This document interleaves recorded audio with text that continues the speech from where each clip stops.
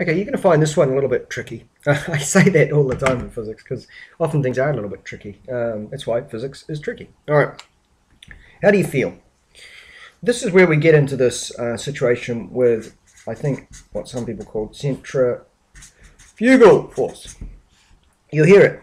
I've never given you a formula for centrifugal. I've never given you a formula for this. It's not a force. It's just a word people use. All right, so what happens? Let's go back to that one where you've got someone going around the corner in a car. And the car's going round there very fast. We need a huge centripetal force towards the center, right? What is the person sitting, say, on the back seat going to feel? Well, they now have a contact force. They want to keep going in a straight line, all right? So by the time the car is up here, they're tending to want to go outside this circle out here, right? They're wanting to travel in a straight line, and they're just sitting on the back seat here, all right?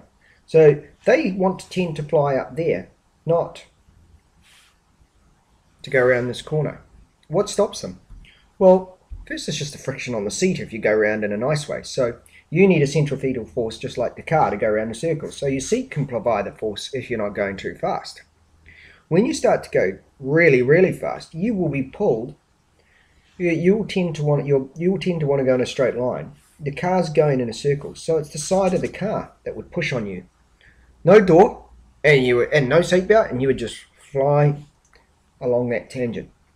That happens all the time in car accidents when people don't wear their safety belts and stuff goes wrong. Now the point is, where does this word centrifugal come from? Well, when that door pushes on you this way, right, it's a contact force. And when a contact force pushes on you, you feel as if you've got a force going in the opposite direction. So you feel, when this happens, that you feel the force like that. And that's the force people have been calling the centrifugal. Yeah, you feel like you're getting pushed outside the door because the door is pushing on you, all right?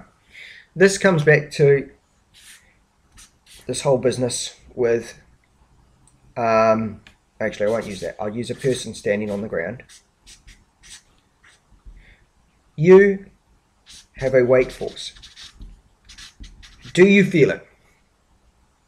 No, not when you're falling through the sky, right?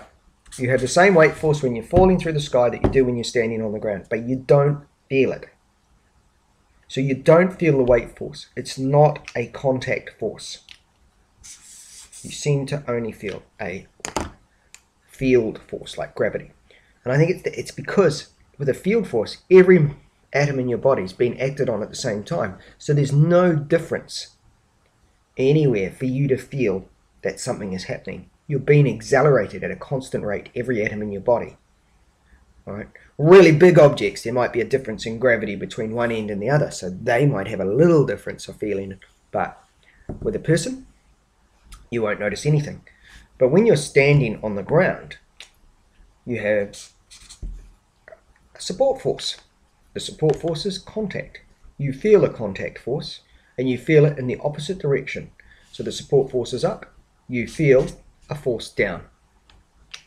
So you feel a support force. Now,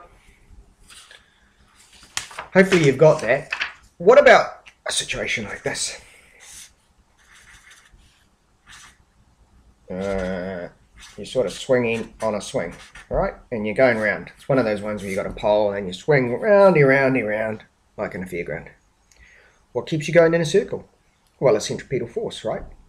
This one gets a bit more complicated because you know you've got two forces. I use red. You've got your weight force and you've got tension force, Ft, right? Now, you can add vectors. So if we add those vectors, we will find at the right speed, we have a net force that supplies the centripetal force like that. Okay. Now, we're not going to go into that, but I think you can see that it would actually be quite easy because mg is your weight force and Ft is your tension force. And this force at the top would be mv squared over r, your centripetal force. That's your net force. But what are you going to feel? Well, the thing is, you only feel contact forces. So this centripetal is made up of a field force and it's made up of a tension force. So what you will actually end up feeling is the contact force. Now the contact force is the rope and it's pulling up like that. I've said you feel the contact force in the opposite direction. So this is the one you'll feel. You will feel the tension force acting on you and you will feel it in the opposite direction. So that's that direction. All right, enough on that.